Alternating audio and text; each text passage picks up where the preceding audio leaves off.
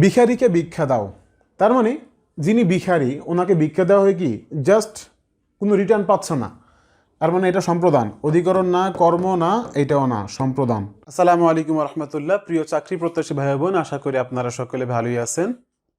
আজকে আমরা শিখব কারক বিভক্তি সম্পর্কে। বিসিএস থেকে শুরু করে শিক্ষক নিবন্ধন কিংবা প্রাইমারি কিংবা অন্য যে কোনো কম্পিটিটিভ এক্সামগুলিতে কারক বিভক্তি থেকে পরীক্ষা আসে না, এমন পরীক্ষা খুবই রেয়ার খুঁজে পাওয়া যায়। সো এই টপিকটার ইম্পর্টেন্স বা গুরুত্ব কতটা তা আসলে বলে বোঝানোর মতো নয়, এবং এই টপিকটা এতটাই সহজ, যদি আপনি বেশ কয়েকটা টেকনিক মাথায় রাখেন, পরীক্ষা যে কোনো টাইপের প্রশ্ন আসুক না কেন আপনি ইনশাল্লাহ অ্যান্সার করতে পারবেন। তাহলে চলুন আর কথা না বাড়িয়ে শুরু করা যাক।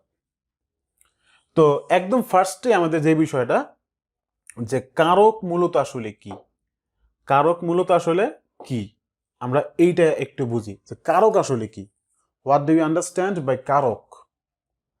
আচ্ছা, ক্রিয়াপদের সাথে নাম পদের যেই সম্পর্ক, এটাই হচ্ছে কারক। ঠিক আছে, ক্রিয়াপদের সাথে নাম পদের যেই সম্পর্ক, এটা হচ্ছে কি একটা কারক।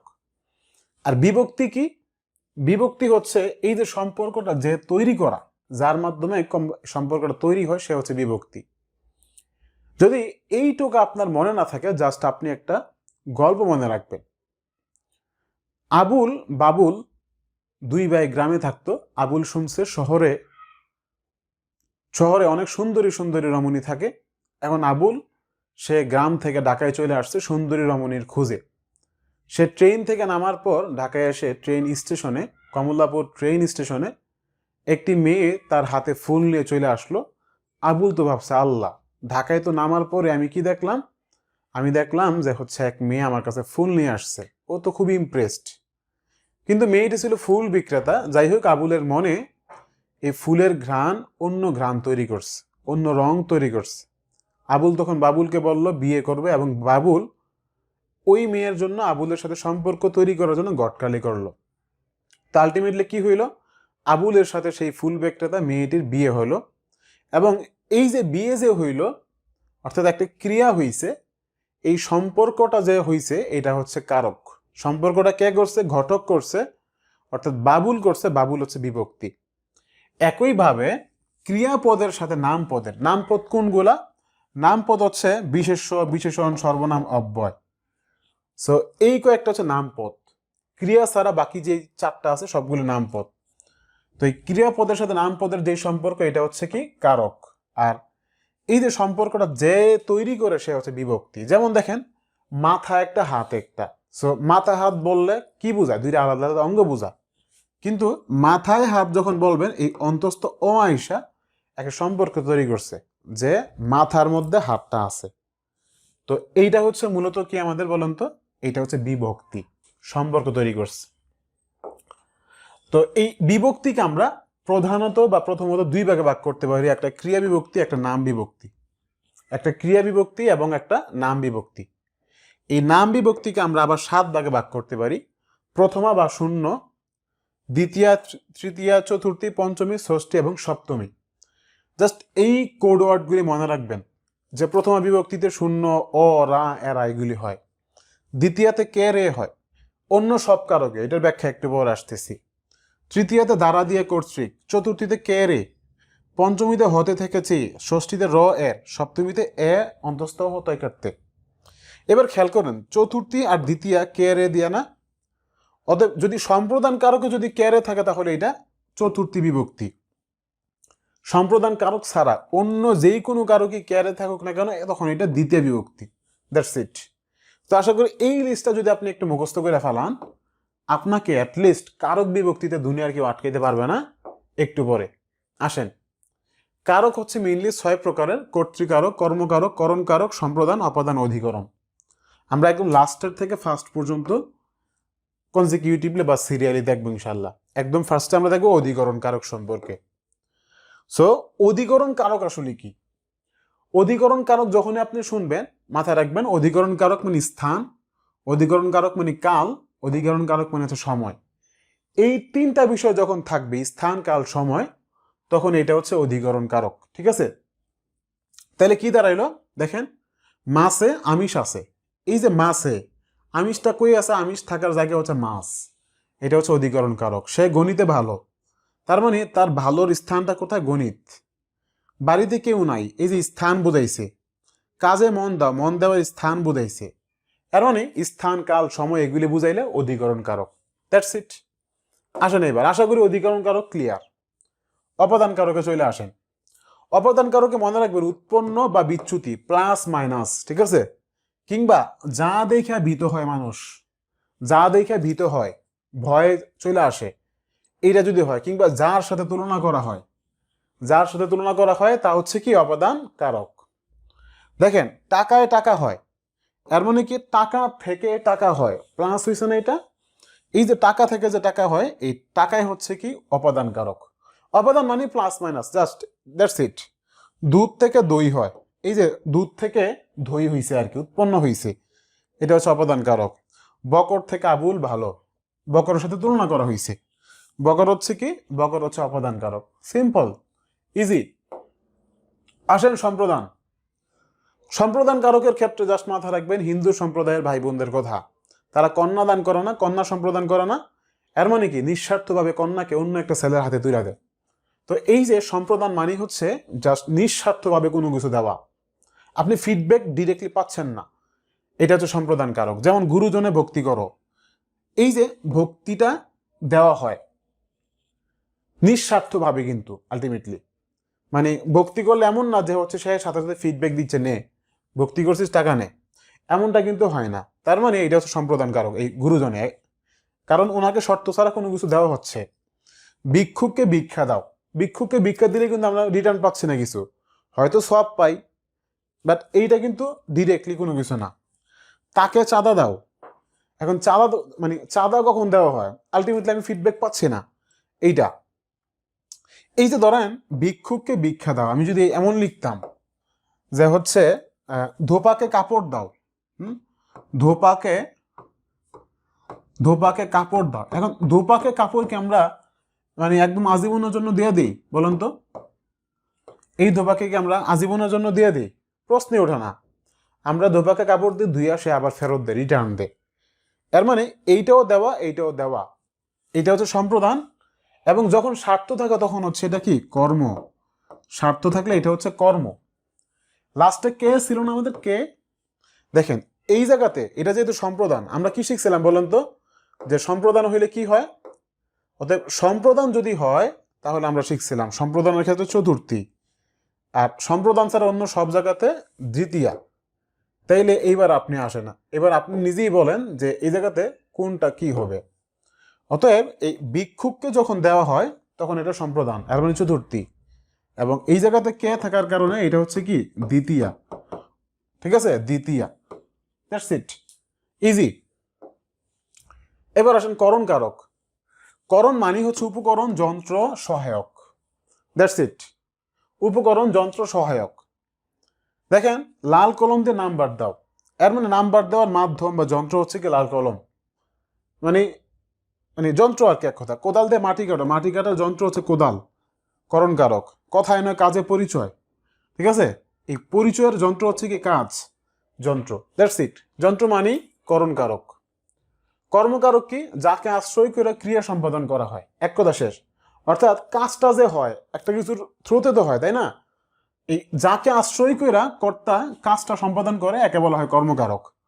সাধারণত এটাকে কি বা কাকে দ্বারা প্রশ্ন করলে উত্তরটা পাওয়া যায়, তবে সবসময় না, সাধারণত। যেমন কি হিমু ফুল তোলে, কাজ হচ্ছে তোলা, কি তুলে, ফুল তুলে, ফুলকে আশ্রয় করা, এর মানে হচ্ছে কর্মকারক। পাপীকে ঘৃণা করো, এই যে মানে মানে ঘৃণা করো, আচ্ছা এটা ঘৃণা না, পাপীকে, তার মানে কি তুমি পাপীকে কে ঘৃণা করো, এই যে ঘৃণা কে করতেছে, তুমি, তাই না? আলটিমেটলি এই যে পাপী যে ছিল মানে তাকে ঘৃণা করা হয়, এ হচ্ছে কর্মকারক। কারণ ঘৃণাটা হয় মূলত পাপীকে কেন্দ্র কইরা। ওকে, চলুন এবার বেশ কয়েকটা আমরা প্রশ্ন সলভ করি। আচ্ছা, কর্তৃকারক বাকি আছে। কর্তৃকারক কি, যে কর্তা সেই, অর্থাৎ যে কাজ করে তাকে কর্তৃকারক বলে। যেমন পাগলে কি না করে, এই করার কাজটা পাগলকে বুঝাইছে, এর মানে পাগল হচ্ছে কি কর্তৃকারক। লাস্টে একার ছিল মানে কি সপ্তমী। আসেন দেখেন, আমার যাওয়া হয় নাই, এই জায়গায় আমার কোন কারকে কোন বিভক্তি, এটা আসছিল কবে? 11তম শিক্ষক নিবন্ধনে, স্কুল 2-তে আসছিল এটা, যে আমার যাওয়া হয় নাই। তার মানে কি, যাওয়ার কাজটা কে করছে বলেন তো?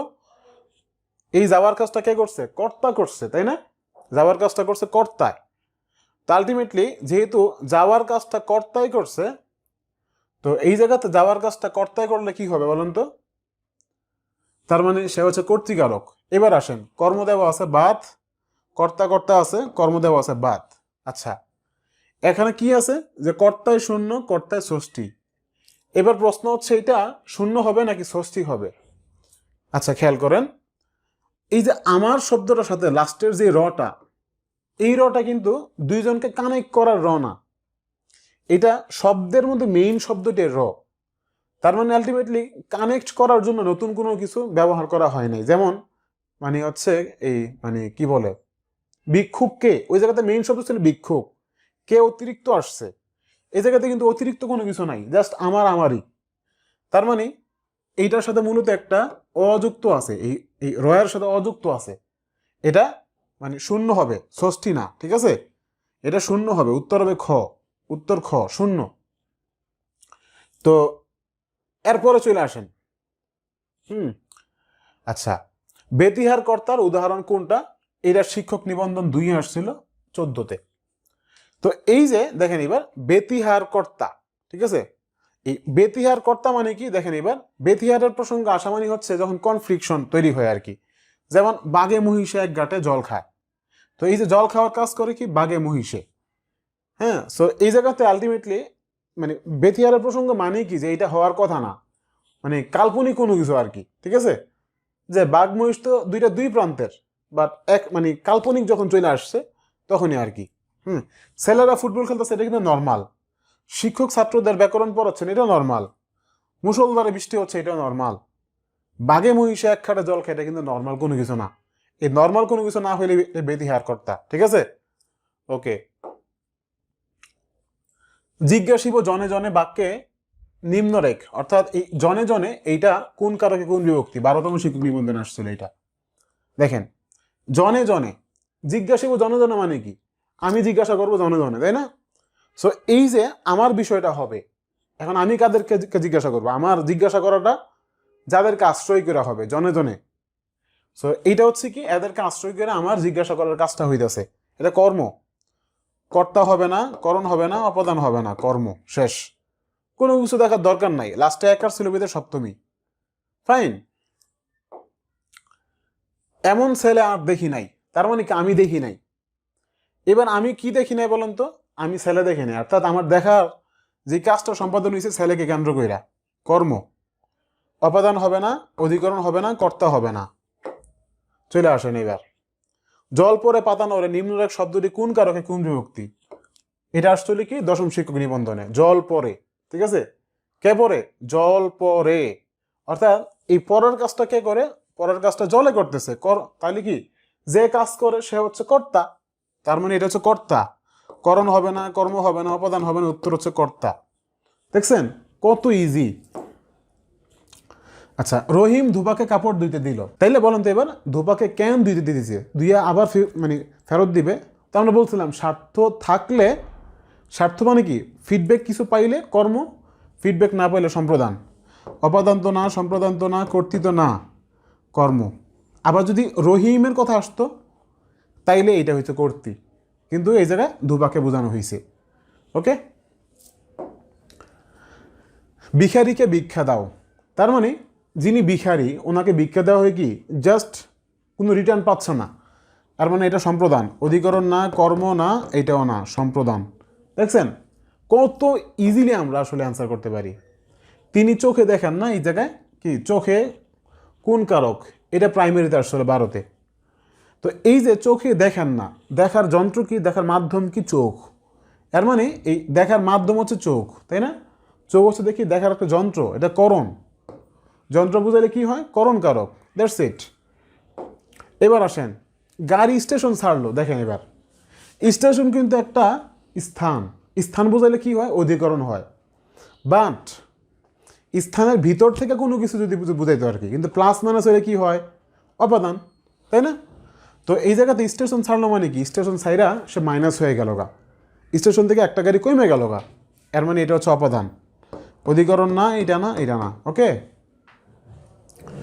আচ্ছা আবার আসেন, সাদা মেঘে বৃষ্টি হয় না, এখানে মেঘে কোন কারকে কোন বিভক্তি, এটাও প্রাইমারিতে আসছিল, মেঘে কোন কারকে কোন বিভক্তি। তো এই জায়গাতে কি বলছে, সাদা মেঘে বৃষ্টি হয় না। সো এই যে মেঘ থেকে বৃষ্টির কথা বলা হয়েছে আর কি, তার মানে এই মেঘ যে হয়, এই মেঘ থেকে আপনার হচ্ছে বৃষ্টির কথা বলা হয়েছে, বিচ্যুতির কথা বলা হয়েছে, বা উৎপন্নের কথা বলা হয়েছে, যে মেঘ থেকে বৃষ্টি উৎপন্ন হয়ে পড়বে।